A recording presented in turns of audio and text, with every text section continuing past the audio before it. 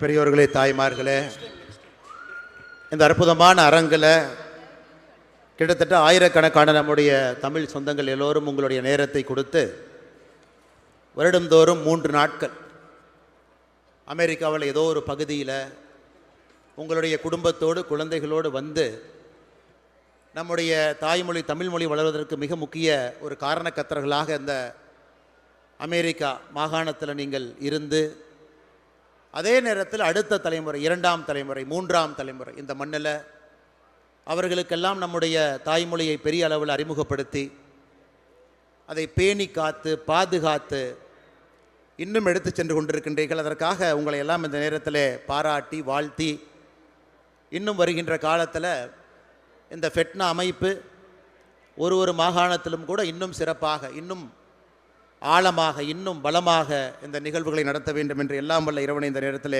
வேண்டிக் கொள்கின்றேன். அருமை சொந்தங்களே, நானும் நேரடியாக விமானத்திலிருந்து இறங்கி இங்கே வந்திருக்கின்றேன். ஆனால் நிச்சயமாக பேசுகின்ற கருத்தை சில நேரத்தில் மறந்து விடுவதற்கு வாய்ப்பு இருக்கிறது என்கின்ற காரணத்தினால இந்த நிகழ்வில் குறிப்பெடுத்து வந்திருக்கின்றேன். இந்த காரணத்திற்கும் கூட முக்கியமான சில கருத்துக்களை உங்களிடம் பகிர வேண்டும். அதை நிச்சயமாக நாம் மறக்கக்கூடாது என்கின்ற ஒரு காரணத்தினால முன்னிருக்கையில் மூத்தவர்கள் அமர்ந்திருக்கின்றார்கள். VIT பல்கலைக்கழகத்தினுடைய வேந்தர் ஐயா விஸ்வநாதன் அவர்கள், அதே போல VIT குழுமத்தினுடைய தலைவர்கள் இங்கே வந்திருக்கின்றார்கள். அதே போல முன்னிருக்கையில் இருக்கக்கூடிய அந்த நிகழ்விற்கு பொருளுதவி, நிதியுதவி அளித்து சிறப்பாக நடப்பதற்கு காரணமாக இருக்கக்கூடியவர்கள் வந்திருக்கின்றார்கள். முன்னாள் அமைச்சர் அண்ணன் KC வீரமணி அவர்கள் இங்கே வந்திருக்கின்றார்கள். அதே போல் எல்லா அந்த அமைப்பினுடைய முக்கிய காரணக்கர்த்தர்கள் அருமை அண்ணன் விஜய் மணிவேல் அவர்கள் இந்த ஃபெட்னா அமைப்பினுடைய தலைவராக இருந்து தமிழ் குடும்பத்தை மிக சிறப்பாக 2 ஆண்டுகளாக வழிநடத்தி கொண்டிருக்கின்றார்கள். அவருடைய பெயரை சொல்வதன் மூலமாக எல்லோருக்கும் என்னுடைய நன்றிகளை இந்த நேரத்தில் தெரிவித்துக் கொள்கின்றேன். இப்பொழுது துணைத் தலைவராக, அடுத்த தலைவராக வரக்கூடிய அருமை சகோதரர் எழிலன் ராமராஜன் அவர்களுக்கும் என்னுடைய வாழ்த்துக்களை தெரிவித்துக் கொள்கின்றேன்.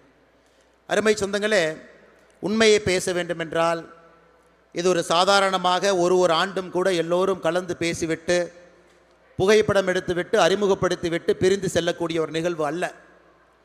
காலம் காலமாக ஆண்டுதோறும் நடக்கக்கூடிய நிகழ்வாக இருந்தாலும் கூட நம்முடைய தமிழ் மொழி ஆழமாக வேரூன்றி நம்முடைய தாயகத்தை தாண்டி அமெரிக்காவில் மிக பலமாக இருப்பதற்கு காரணமான ஒரு அமைப்பு இந்த ஃபெட்னா அமைப்பு. இங்கே இருப்பவர்கள் நீங்கள் சாதாரண மனிதர்கள் கிடையாது. கடுமையாக பணி செய்பவர்கள், உழைப்பவர்கள், பெரிய பெரிய நிறுவனத்தில் பொறுப்பில் இருப்பவர்கள், தொழில் முனைவோர்கள். இருந்தும் நம்முடைய தாய்மொழி தமிழ்மொழிக்காக பெரும் நேரத்தை செலவிட்டு உங்கள் குழந்தைகளுக்கு அதை சொல்லிக் கொடுத்து கஷ்டப்பட்டு இந்த தமிழ்மொழி இங்கே வளர்வதற்கு காரணமாக இருக்கக்கூடியவர்கள் நீங்கள்.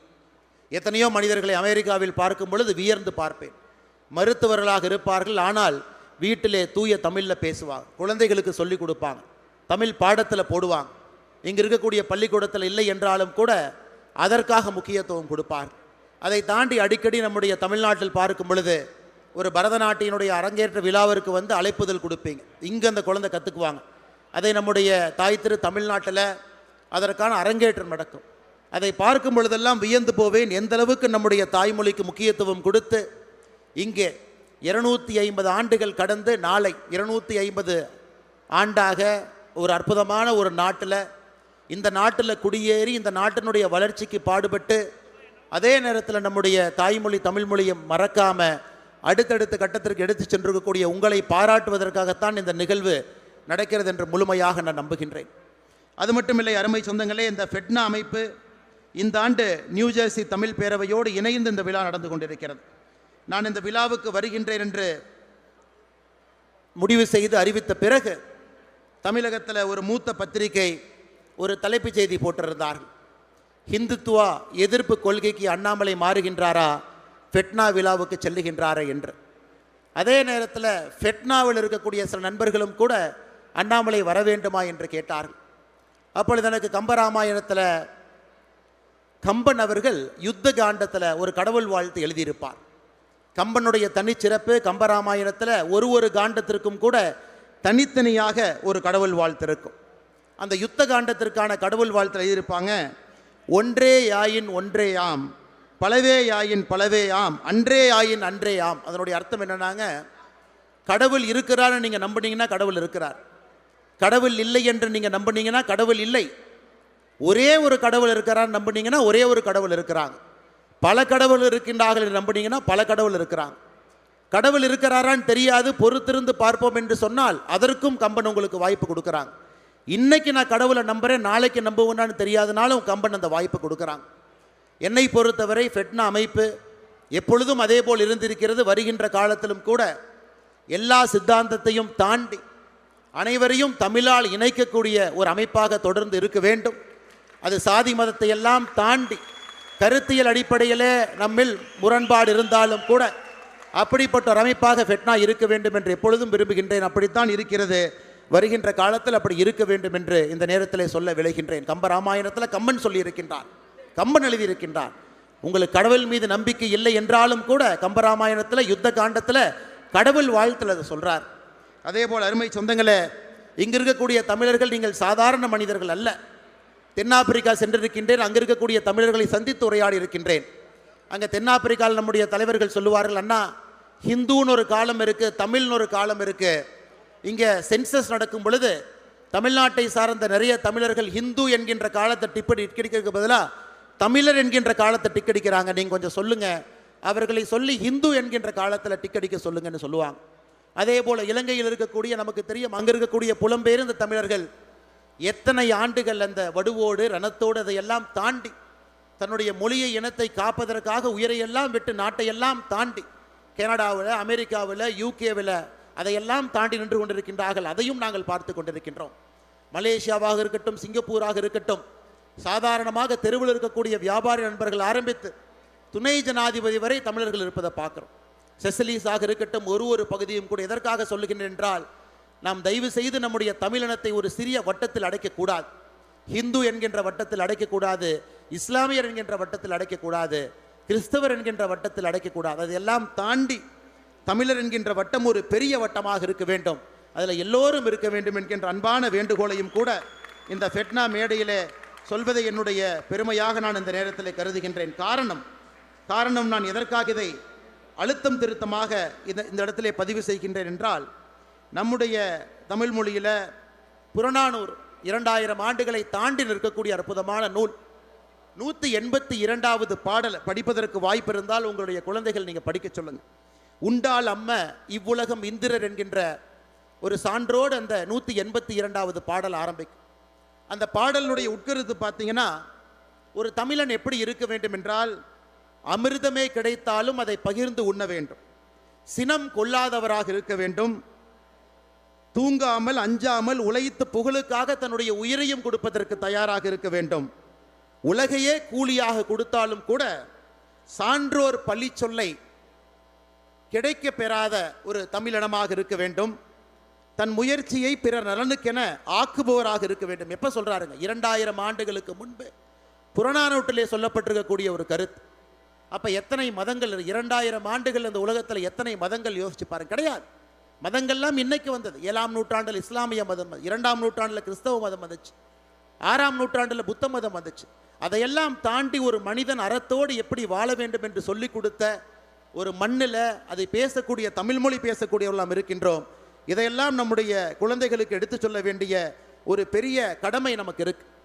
இன்னைக்கு நாம் பேசுகிற சாதி மதத்தை எல்லாம் தாண்டி நிற்க வேண்டும் என்று எல்லா மதமும் சொல்லுகின்றோம்.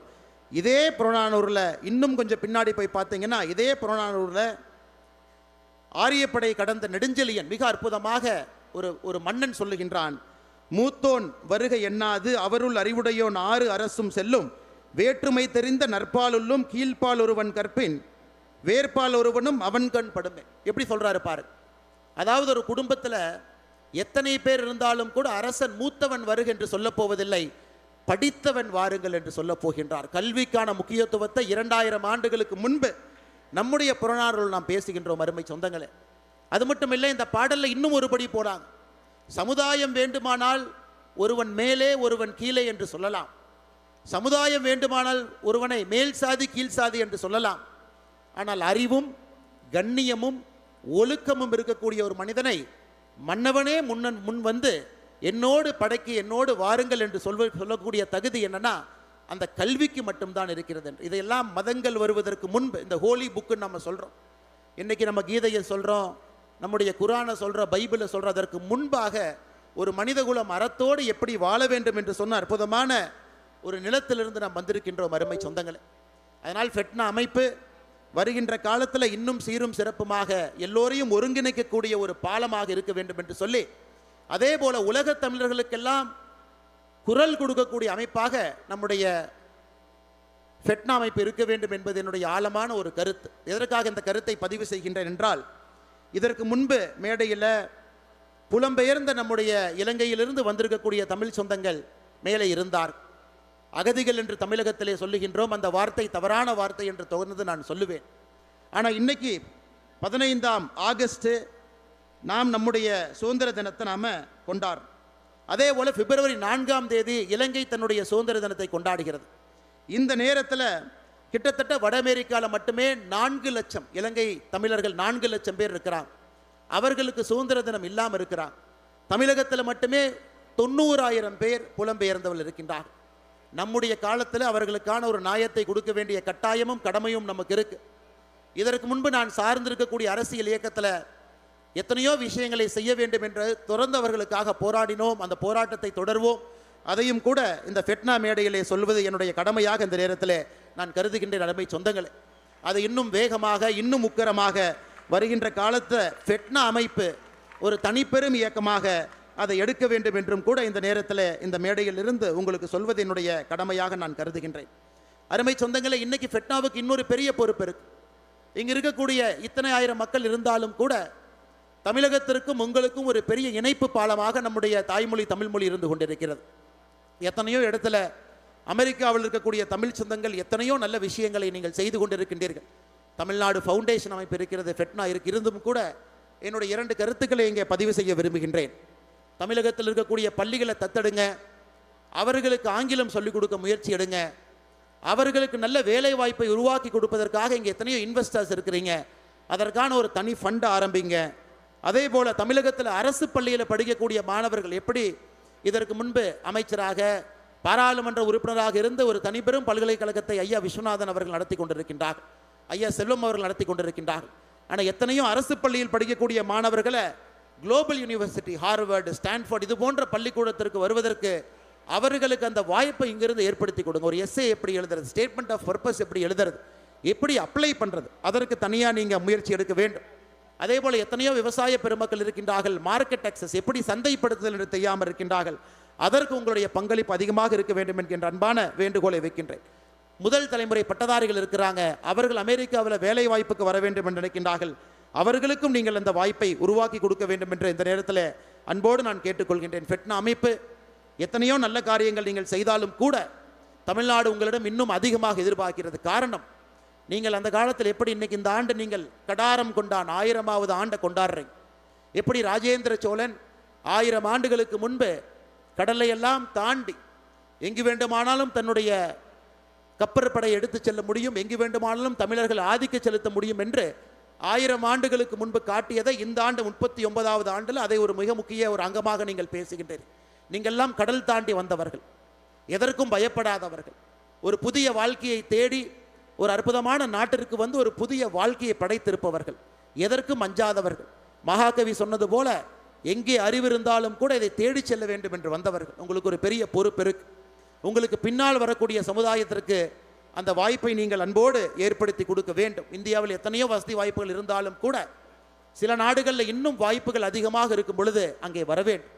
இந்த நாட்டில் இருப்பவர்கள் திரும்ப நம்முடைய தாய் தமிழ் நாட்டிற்கு, நம்முடைய பாரத நாட்டிற்கு வர வேண்டும் என்று சரியான நேரத்தில் நீங்கள் நினைச்சா நீங்களும் திரும்ப வந்து நம்முடைய நாட்டினுடைய வளர்ச்சிக்கு நீங்கள் ஒரு தூண்களாக இருக்க வேண்டும். அந்த பெரிய பொறுப்பு 1000 ஆண்டுகளுக்கு முன்பு ராஜேந்திர சோழன் சென்றது போல நீங்களும் சில ஆண்டுகளுக்கு முன்பு வந்திருக்கின்றீர்கள்.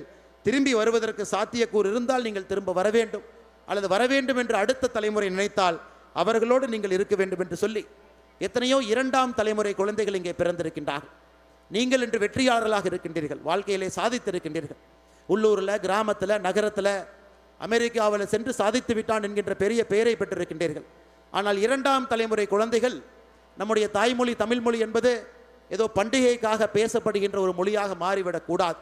ஒரு தின்பண்டமோ ஒரு சினிமா கதையோ அல்லது இது போன்ற ஒரு நிகழ்விற்கு பட்டாடை உடுத்தி கொண்டு வருவதோ அல்லது ஒரு வேட்டியை கட்டுவதாக மாறிவிடாமல் இரண்டாம் தலைமுறை குழந்தைகளும் கூட ஆழமாக நம்முடைய தமிழ்மொழி, நம்முடைய தாய்மொழியை, நம்முடைய கலாச்சாரத்தை இன்னும் ஆழமாக அந்த குழந்தைகள் எடுத்து செல்வதற்கும் ஃபெட்னா அமைப்பு ஒரு பெரிய பாலமாக இருக்க வேண்டும் என்று சொல்லி, குறிப்பாக இரண்டாம் தலைமுறை குழந்தைகள் இங்கு இருப்பவர்கள் நீங்கள் புரிந்து கொள்ள வேண்டும். மூன்றாம் தலைமுறை நீங்கள் சாதாரண ஒரு குடிகள் கிடையாது, மூத்த குடி. எனக்கு முன்பு பேசிய ஐயா சொன்னாங்க, ஒரு மூத்த குடி. யாராவது நம்முடைய தமிழினத்தை பற்றி சொல்ல வேண்டும் என்று சொன்னால் நீங்கள் சொல்வீர்கள், நம்முடைய மொழி மூத்த மொழி மட்டுமல்ல, உலகத்தினுடைய எல்லா பகுதிக்கு சென்றிருக்கின்றோம், எங்கேயும் கூட யாரையும் துன்புறுத்தாமல் நம்முடைய அரசர்கள் இந்த இடத்தை வென்றெடுத்திருக்கின்றார்கள். உலகத்தினுடைய பல இடத்திற்கு தமிழர்கள் வந்தாலும் கூட, இன்னைக்கு அமெரிக்காவில் கூட அதிக பெர் கேபிட்டா இன்கம்ல இருக்கக்கூடிய சமுதாயத்தில் அதில் இரண்டாவது இந்தியர்கள் இருந்தாலும் அதிலும் முதல்ல நம்முடைய தமிழர்கள் இருக்கின்றார்கள். எங்கே சென்றாலும் கூட அறத்தின்படி வாழ்பவர்கள், அறம் தன்னுடைய வாழ்க்கையாக வைத்திருப்பவர்கள், யாரையும் எங்கேயும் ஏமாற்றி பிழைக்க வேண்டும் என்று நினைக்காத ஒரு இனம் நம்முடைய தமிழினம். அதனால தான் மேடையில் அந்த வார்த்தையை பார்த்தேன், தாயகம் கடந்து தமிழ்மொழி வளர்ப்போம் என்று ஒரு வார்த்தையை போட்டிருக்கின்றீர்கள். என்னை பொறுத்தவரை அறமும் தமிழ் மக்களும் எங்கே இருக்கின்றார்களோ என்னை பொறுத்தவரை அதுதான் தாயகம். அது 1000 மைலை தாண்டி இருக்கலாம், அது நம்முடைய தமிழ்நாடாக இருக்கலாம், இலங்கையாக இருக்கலாம், மலேசியாவாக இருக்கலாம், சவுத் ஆப்பிரிக்காவாக இருக்கலாம், கனடாவாக இருக்கலாம், ஐரோப்பிய நாடுகள் யூகேவாக இருக்கலாம். அறமும் தமிழ்மொழி பேசக்கூடிய மக்கள் எங்கு வாழுகின்றார்களோ அது வீடாக இருந்தாலும் அது தாயகம், தெருவாக இருந்தாலும் அது தாயகம், பெரிய ஒரு எல்லையாக இருந்தாலும் அது தாயகம். அதனால் எங்கே இருந்தாலும் கூட ஒரு பெரிய உயர் பொறுப்பு உங்களுக்கு இருக்கிறது. அதையும் நீங்கள் புரிந்து கொண்டு நம்முடைய தமிழ் இனத்தை, நம்முடைய தமிழ் கலாச்சாரத்தை, மொழியை இன்னும் உயர்த்தி பிடித்து பேணி காத்து மிக சிறப்பாக மிக செம்மையாக நீங்கள் நடந்து வாழ்ந்து வர வேண்டும் என்று சொல்லி, உங்கள் தமிழ்நாடோடு இருக்கக்கூடிய உறவுகளை இன்னும் ஆழமாக பதிவு செய்யுங்க. ஒரு ஆண்டும் ஃபெட்னா அமைப்பு வர்றாங்க, தமிழ் ஆந்திரப்பனர் நிகழ்ச்சி நடத்துகிறாங்க. அங்கே இருக்கக்கூடிய தமிழ் சொந்தங்கள் நடத்தக்கூடிய சிறு குறு நிறுவனத்தில் இன்வெஸ்ட்மெண்ட், அந்த இனிஷியல் கேபிட்டல் இன்வெஸ்ட்மெண்ட் ஃபெட்னா பண்ணுறாங்க. வருகின்ற காலத்தில் இன்னும் சிறப்பாக இன்னும் வேகமாக நீங்கள் செய்ய வேண்டும் என்று சொல்லி, இந்த ஆண்டு குறிப்பாக ஃபெட்னாவுக்கு வர வேண்டும் என்கின்ற பெரிய ஆசையிலே ஓடி வந்திருக்கின்றேன். காரணம், போன ஆண்டு நம்முடைய பாரத பிரதமர் நரேந்திர மோடி அவர்கள் இங்கே வந்த பொழுது ஃபெட்னா அமைப்பு சார்பாக அவருக்கு ஒரு பெரிய வரவேற்பு கொடுத்தீர்கள். அது மட்டுமில்லை, அவரை சென்று இந்த அமைப்பினுடைய மூத்தவர்கள் எல்லாம் சந்தித்தீர்கள். எதற்காக நான் பாரத பிரதமர் நரேந்திர மோடி அவர்கள் மீது பெரு அன்பு வைத்திருக்கிறேன், அந்த கட்சியில் இல்லை, எனக்கு அடிப்படை உறுப்பினர் கூட கிடையாது. எதற்கு என்றால், தமிழ்நாட்டில் பிறந்து நம்முடைய மொழியினுடைய பெருமையை பேசுவதை விட பிறக்காத ஒரு தமிழன் பேசும் பொழுது எனக்கு கர்வமும் எனக்கு அதிலே ஒரு பெரிய மகிழ்ச்சியும் அது வரும். ஒரு முறை பிரதமர் பார்க்கும் பொழுதெல்லாம் கேட்பாங்க, எனக்கு மிக முக்கியமான 100 திருக்குறளை கொடுங்க. நான் பிரதமர்கிட்ட சொல்லியிருக்கிறேன், ஐயா 100 திருக்குறள் உங்களுக்கு பொருத்தம் என்றால் ஒரு அரசன் எப்படி இருக்க வேண்டும் என்பதை வள்ளுவன் எப்பொழுதோ சொல்லியிருக்கின்றான். அது இன்னைக்கு ஹார்வர்டு பிஸ்னஸ் ஸ்கூலில் எத்திக்ஸ் பேப்பர் ஏதோ கொடுக்குறாங்க. ஆனால் வள்ளுவனை பொறுத்தவரை அரசன் எப்படி இருக்க வேண்டும், அறம் எப்படி இருக்க வேண்டும் என்று, அஞ்சாமை ஈகை அறிவூக்கம் இந்நான்கும் எஞ்சாமை வேந்தர் கரிது என்று சொல்லியிருக்கின்றான். இதையெல்லாம் அரசர்கள் பின்பற்ற வேண்டும். அவ்வளவு ஆழமாக அதை நம்முடைய பாரத பிரதமர் நரேந்திர மோடி அவர்கள் பல இடத்தில் அதை கேட்டிருக்கின்றார். 2024 இதற்கு முன்பு நான் இருந்த அந்த அமைப்பு தன்னுடைய தேர்தல் அறிக்கை வெளியிட்ட பொழுது ஒரே ஒரு வார்த்தை வெளியிட்டார்கள், உலகம் முழுவதுமே தமிழ் இருக்கையை அமைப்போம் என்று. அதைவிட பெரிய பெருமை ஒரு தமிழனுக்கு என்ன இருக்க முடியும்? ஒரு மத்திய அரசு யார் அங்கே இருந்தாலும், எந்த கட்சி இருந்தாலும், யார் இருந்தாலும், உலகம் முழுவதும் ஊஸ்டன் பல்கலைக்கழகத்தில், சிங்கப்பூரில், மலேசியாவில் அனைத்து இடத்திலும் கூட ஒரு தமிழ் இருக்கையை ஆரம்பித்து வருகின்ற காலத்தில் இந்த மூத்த மொழி உலகம் முழுவதும் செல்லணும்.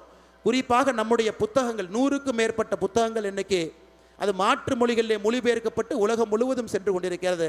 வருகின்ற காலத்தில் அது 1000 புத்தகங்களாக அது மாறணும். அதனால் கட்சியை தாண்டி சித்தாந்தத்தை தாண்டி ஃபெட்னா நிற்க வேண்டும் என்கின்ற அறைகூவல் இந்த நேரத்தில் விடுக்கிறது. எந்த கட்சியாக இருந்தாலும் தமிழுக்கு ஆதரவாக யார் நிற்கின்றார்களோ ஃபெட்னா நிற்க வேண்டும். எந்த தலைவர்களாக இருந்தாலும் தமிழுக்கு ஆதரவாக யார் நிற்கின்றார்களோ ஃபெட்னா நிற்க வேண்டும். எந்த மனிதன் யாராக இருந்தாலும் தமிழுக்கு ஆதரவாக யார் நிற்கின்றார்களோ இந்த ஃபெட்னா, இந்த அமைப்பு நிற்க வேண்டும் என்று சொல்லி வாய்ப்பு கொடுத்த நல்ல உள்ளங்களுக்கு, குறிப்பாக இந்த 2 ஆண்டுகளாக அற்புதமாக பணி செய்துவிட்டு ஒரு ரன்னிங் ரேஸில் பேட்டனை கொடுப்பது போல அடுத்து வரக்கூடிய 2 ஆண்டுகளுக்காக இந்த ஃபெட்னா டீம் அவர்கள் இன்னும் சிறப்பாக இன்னும் உயரத்திற்கு இந்த ஃபெட்னாவை எடுத்து செல்ல வேண்டும் என்று சொல்லி இந்த அற்புதமான நிகழ்வுக்கு வந்திருக்கக்கூடிய எல்லா தமிழ் சொந்தங்களுக்கு மறுபடியும் என்னுடைய நன்றி கலந்த வணக்கங்களை தெரிவித்து என்னுடைய உரையை முடித்துக் கொள்கின்றேன். எங்கிருந்தாலும் தமிழ் வளரட்டும், எங்கிருந்தாலும் தமிழர்கள் நல்லவர்களாக வாழட்டும். அதனால்தான் பாவேந்தர் பாரதிதாசன் அவர்கள் ஒரு வார்த்தையை பயன்படுத்தினாங்க. வாழ்க நிரந்தரம் வளர்க தமிழ்மொழினாங்க. வாழ்க நிரந்தரம், தமிழ் மொழியை பொறுத்தவரை அது நிரந்தரம். அதனால் வாழ்க நிரந்தரம், வாழ்க தமிழ்மொழி. எங்கிருந்தாலும் நம்முடைய தமிழ் சொந்தங்கள் சந்தோஷமாக மிகவும் சீரும் சிறப்பமாக இருக்க வேண்டும் என்ற எல்லா வல்ல இறைவனை வேண்டி என்னுடைய உரையை முடித்துக் கொள்கின்றேன். நன்றி, வணக்கம்.